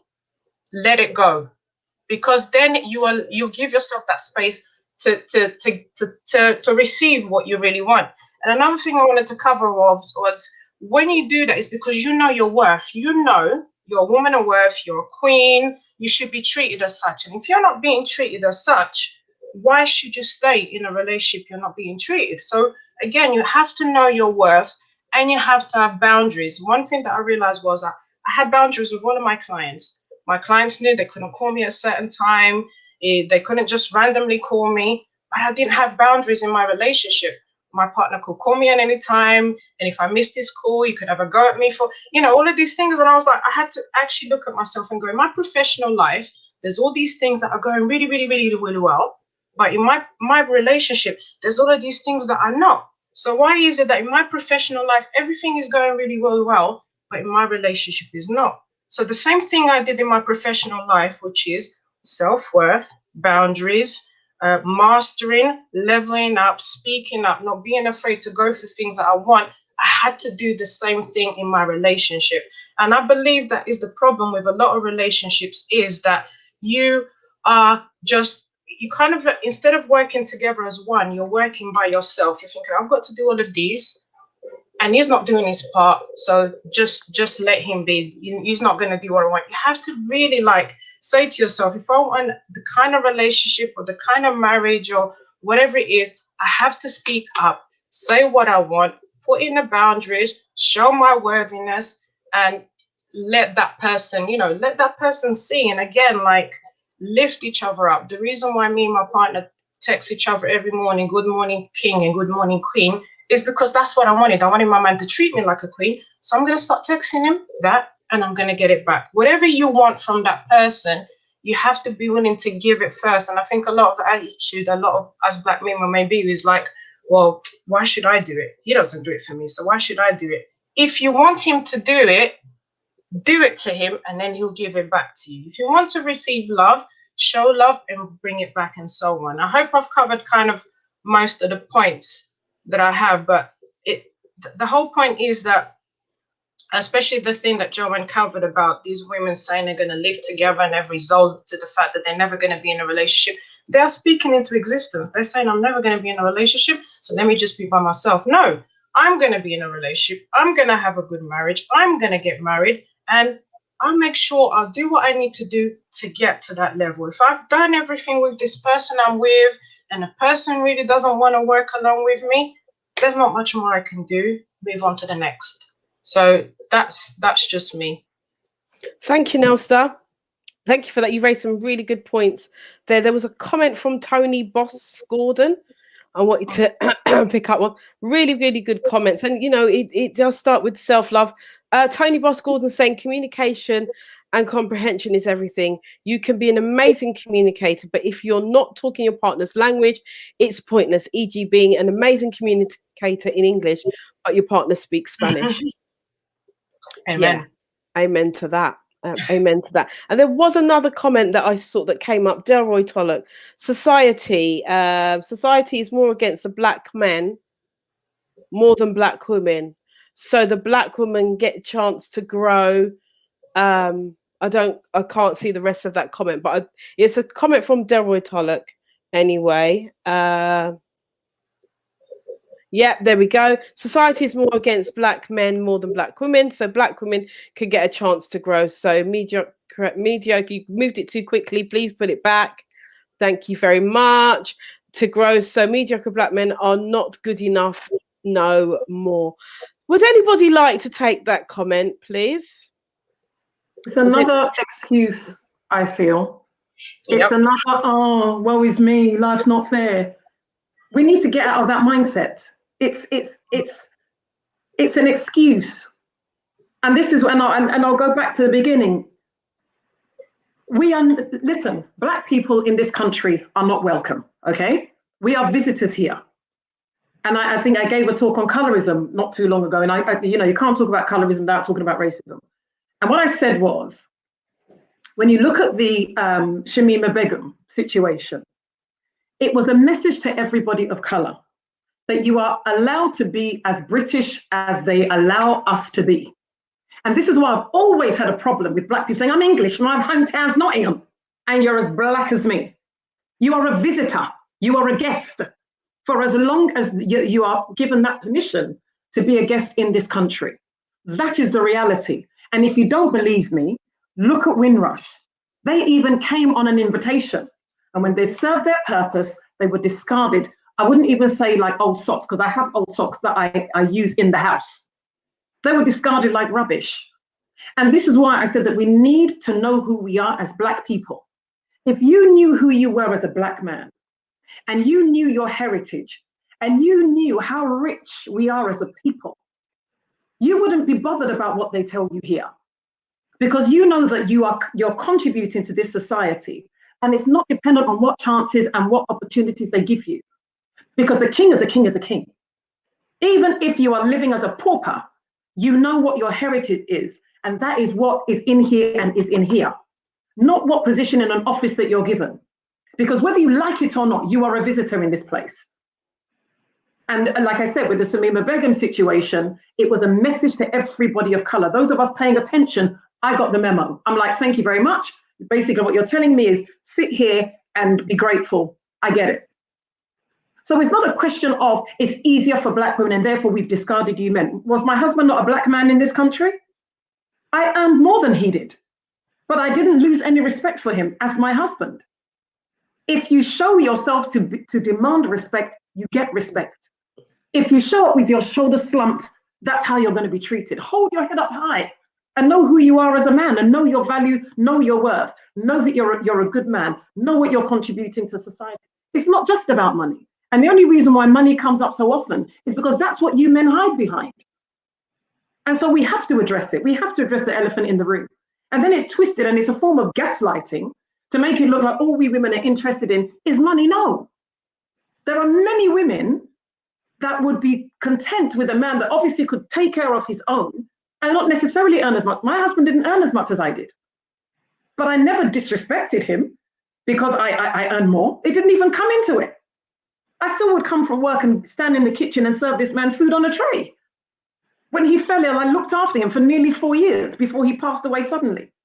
The good women are there. But if you present yourself as wanting us to, because what you're invariably saying is that compromise, you know, dumb down who you are to meet us here, when really what you should be doing is coming up here. If you're not coming up there financially, come up there in character.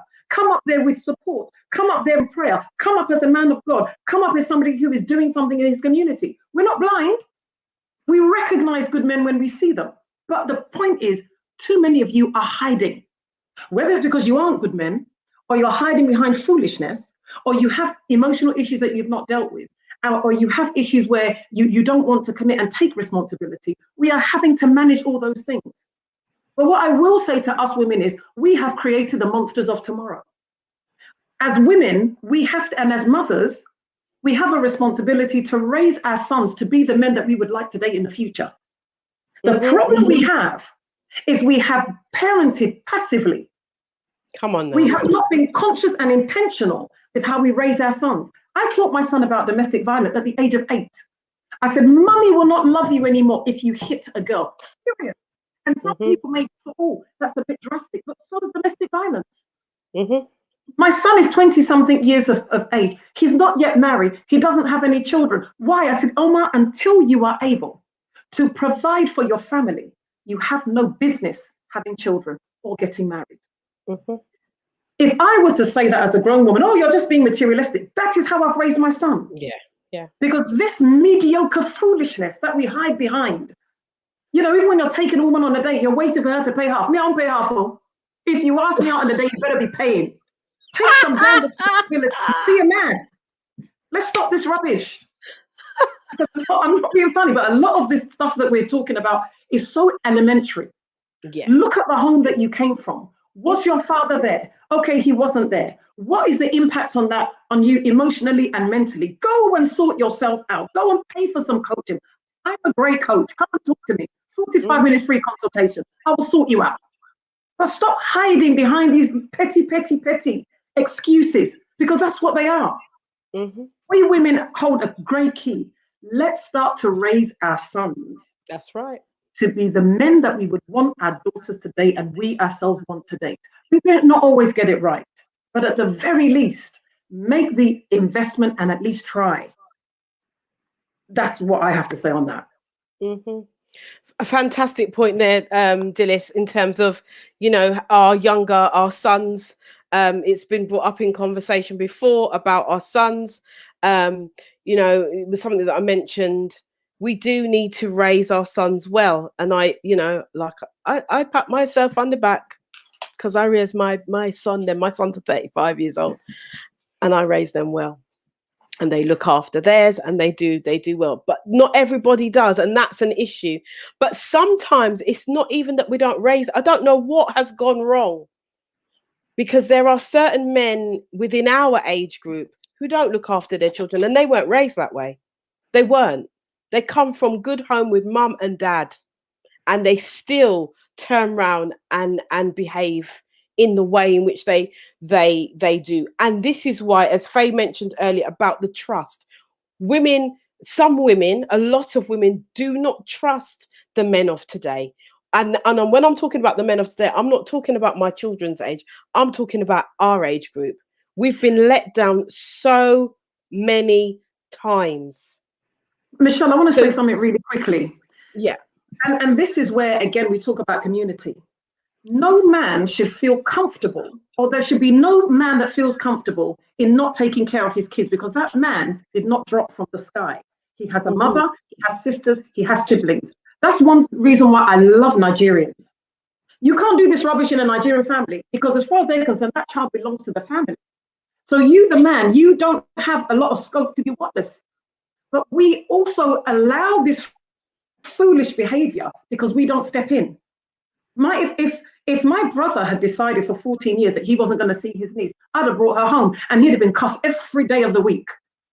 I would have reduced him to nothing. But again, in my family, that doesn't happen. And I think if we start to be our sister's keeper, not getting involved in the baby mama drama, and putting the children and the needs of the children first, and looking at those kids as if we carried them in our bellies and gave birth to them, a lot of this stuff would not happen. But because we all have our little petty agendas, we don't do the right and godly thing. So really, there shouldn't be an opportunity for a man not to take care of his children. If he has siblings, if he has a mother, if that child has uncles, that's when we all should step in and shame that man into doing the right thing. And many of us do actually do the right thing. There are many of us that are, I call them sole parents, not single parents, because my singleness has got nothing to do with my motherhood. But as a sole parent, that is me. I need to make sure that my child has a relationship with my former husband. That is my role as his mother, so that they have a bond. And there are many of us that do that. And we don't hear often about those of us that do that. And there is a lot of people that will turn around and say, women don't do this and women don't do that. Some of us really do. But as the saying goes, you can lead the horse to water, you cannot make it drink. And I know personally that I never want to be in a situation where my son will turn around to me and say, you didn't allow me to see my father. You didn't do this. The breakdown in the relationship was between me and his father, not him and his father. And that is important. So we need to look at there are women that do positive things. And just another quick point. Mr. C talked last week about meat, and he talked about maturity, emotion, affection, and teamwork, all of which I agreed with that we need to have in our relationships. But what we also need to do moving forward is not have a negative undertone when we're talking about the opposite sex. I found that there was quite a lot of negative undertones in the conversation last week. And I would hope that we going forward would try and be positive. I love my Black men. I want to honor Black men. I want to not tar everyone with the same brush, because not everyone is the same. So if I'm honoring you, you need to honor me. And also, one thing we haven't talked about is there are many situations where Black women are the last ones to be chosen, if you like. And we're going to hold that. If Michelle, we're going to hold that because we're going to come back for that one because, you know, we've got 15 minutes left of the show. I did say I'm going to call you all these queens back. We have to do a second show just to wrap things up. But I do want to there's a few comments.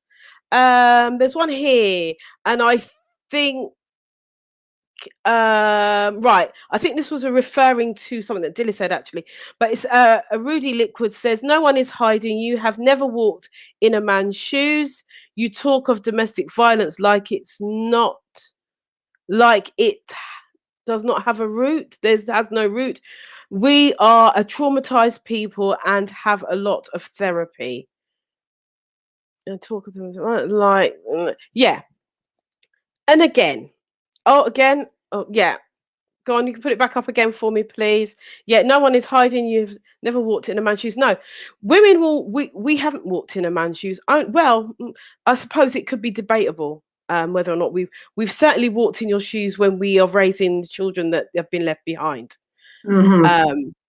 You know, if we're going to look at it like that, but this isn't about you did this and we've done this. This is not a tit for tat. This is about you men taking responsibility. We have had to take responsibility over the last 2 weeks from conversations where the men had the platform. I don't think you were here. I think this might be the first time that you're on this channel, Rudy. So welcome. But just to give you the heads up, this is not a tit for tat. This is the women talking from their point of view. So as a man, what we are expecting to happen here, as we did last week, is for you to sit back and listen and take on board what we're saying. We're not bashing you, but this is our truth, or a woman's truth, or how they feel. And one of the things that was said is that, women don't listen, and we kind of rubbish men's emotions when they're saying this is how they feel. Then we're saying all these other things. It does work both ways. It does work both ways. So, so just to give you a heads up, because I'm not sure, I've not seen your name come up, but then we have a lot of comments, and comments go fast and furious on the chat. So again, Rudy says 2 sides of a coin, if you like, and a frigid. With some of you got council flats. The man was not allowed to live with you. Dating under the radar. Any idea what that does to a psyche? I'm going to answer that question because we started off with that. At the end of the day, you take responsibility, and I'm not saying you personally, but the men who are in this situation with the whole council flat thing, yeah? Because at the end of the day, if you did what to the sweat of your brow and provided for that woman, she would not have, one, needed to go into a council place. That's the first thing. And two, most of the time when women did go into the council place and were in that situation, it was because they were not working and their partners were.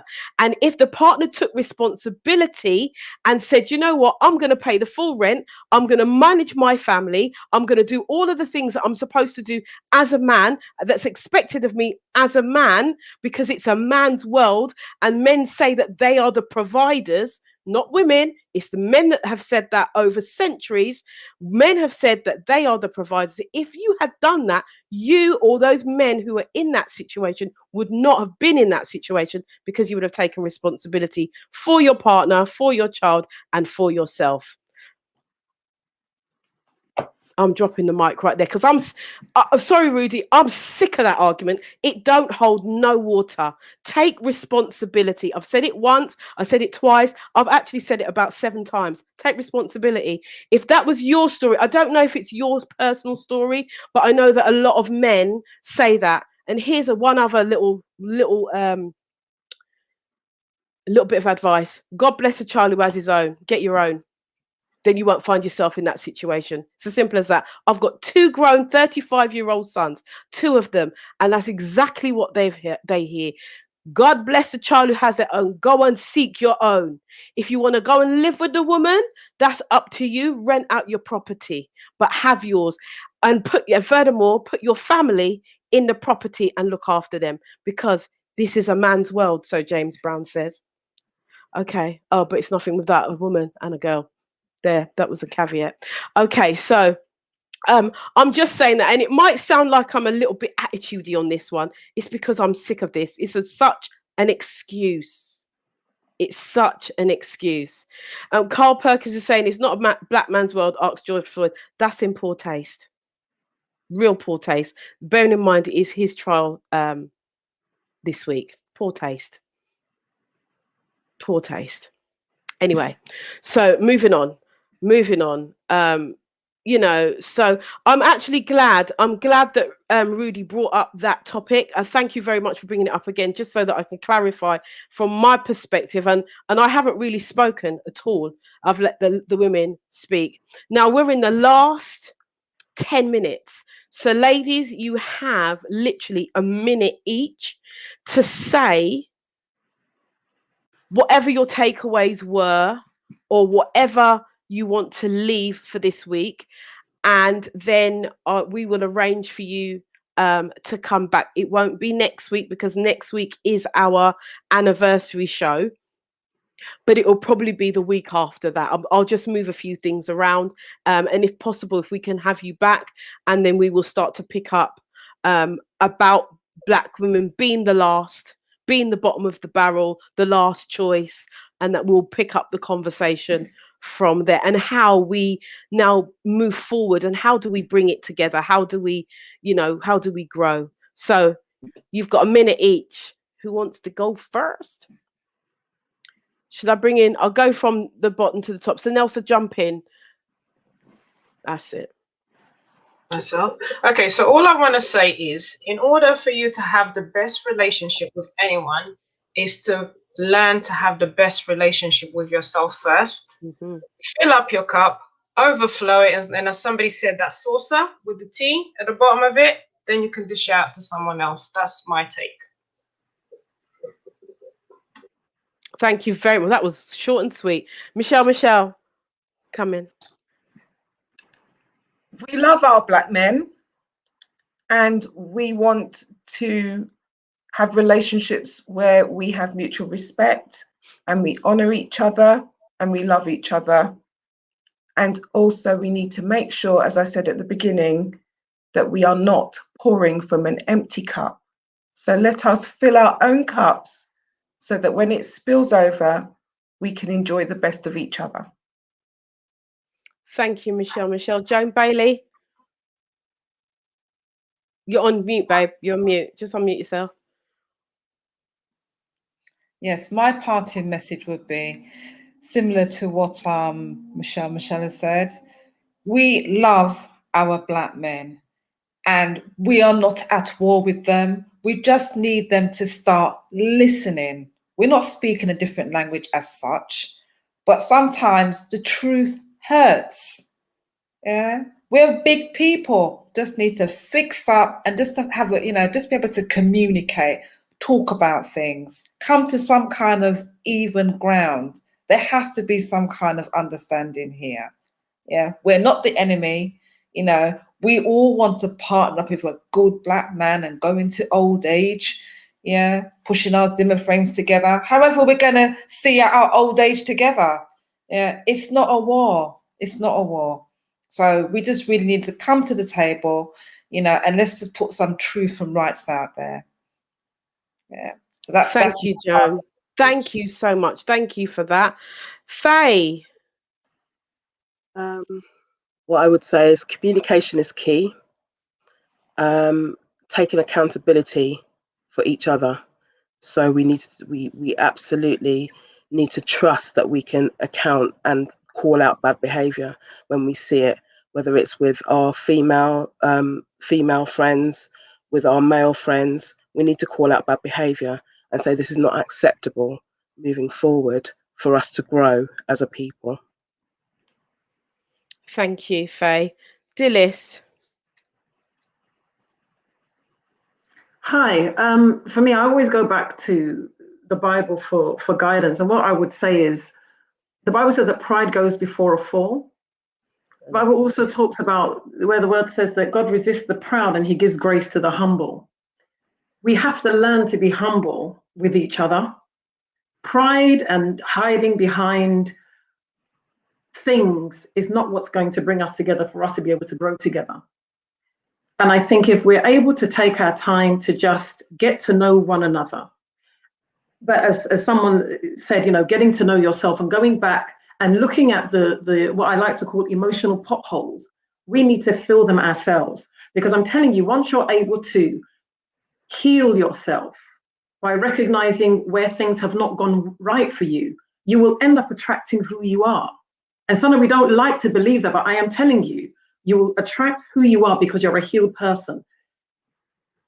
People who aren't healed don't like to go to people that are healed because the drama and the codependency just isn't there. So I think that let the journey start with ourselves, our identity as Black people, being healed, knowing who we are, knowing who God has called us to be, knowing our destiny, puts us in a very good place to then say, I am ready for that person to come into my life, and I would treat that person as the gem that they are. So that's what I would like to say.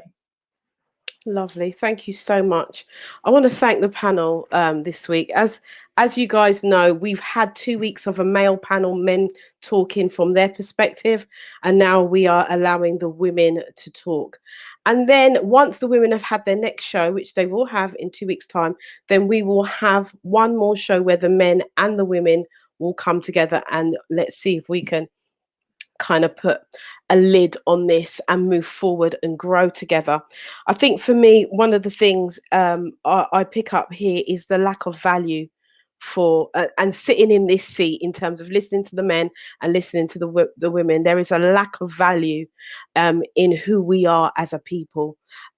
We have individuals who value themselves, but as a collective, there is a lack of value as a collective of Black people, Black men and Black women coming together. There is a lot of you did this, you did that. There's a lot of past stuff, funk and brass. But what I would encourage everyone to do is to really, as Nelson and many of the panel members have said, is to really start to look within, even when it comes down to trust. If you cannot trust the person outside of you, you've got to come back to the person that is you and see if you can really trust yourself and the judgments that you make for what you want in your life. Because at the end of the day, if you've allowed somebody into your life, you have to take responsibility that that is the person that you allowed in your life. Do you get what I'm coming to? You feeling what I'm saying? So again, it comes back to thine own self be true. It comes back to everything starts with me, not me personally, but you as a person. And I think tonight, the women have been honest. I think they haven't held back, and they've talked a lot about self-love. They've talked a lot about filling up their empty cup and having self-reflection. They've talked about seeking professional help. They've spoken about honoring each other, which is a lot, and calling out bad behavior. And I think that this is what we are doing.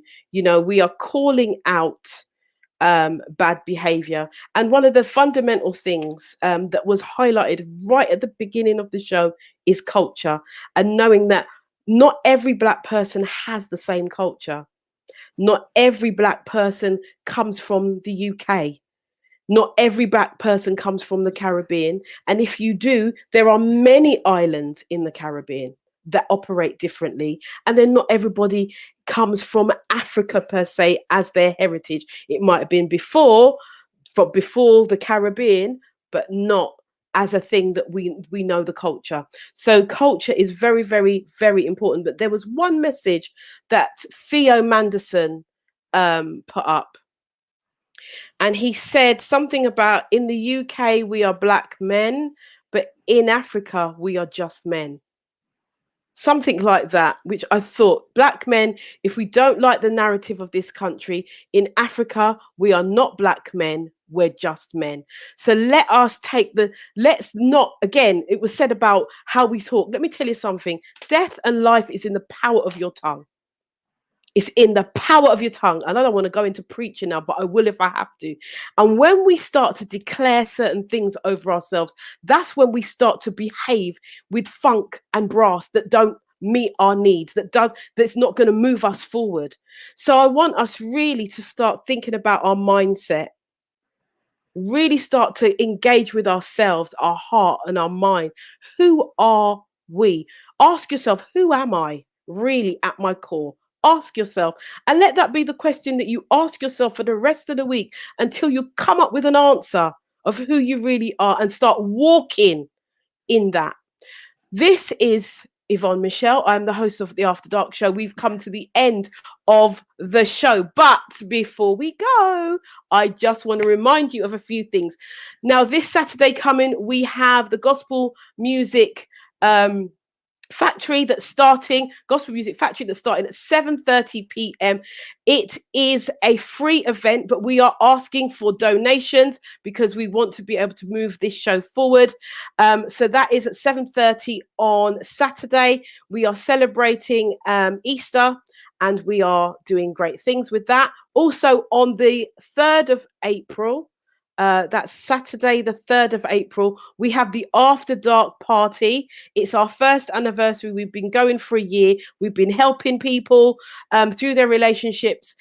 We get loads of letters, the Red Letter Tuesday, which will be coming back in about 3 weeks because we've got other things going on. But we have Red Letter Thursday, Red Letter Tuesday.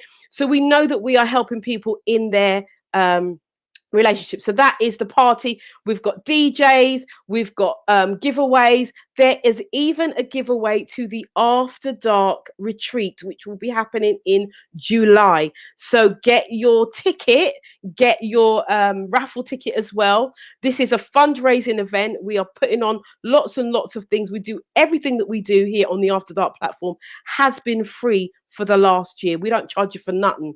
So really and truly, you should be more than willing to put your hand in your pocket and bless the people who have been entertaining you and giving you information about relationships for over a year. Okay, I'm just saying, we have to stop looking at freeness and we have to help each other sometimes. Okay, so that's that. And then next week, Tuesday, we have the After Dark anniversary, and we're just going to be looking at some of the old stuff. We're going to have a full panel, and we're going to have a bit of a laugh and a joke. One of the topics that has come out is the sex toy topic. We did do a massive show. We did a couple of shows on sex toys, and a few people have messaged to say that they want to see some clips and some other new things. So I might even have a surprise for you on next week's show. So do me the honor, please be here next week between the hours of 10 and midnight for the After Dark show. And from me and from the panel, we bid you a good night. God bless, stay safe, and be good. Ciao. Take care. You ready? You got me running, got me running.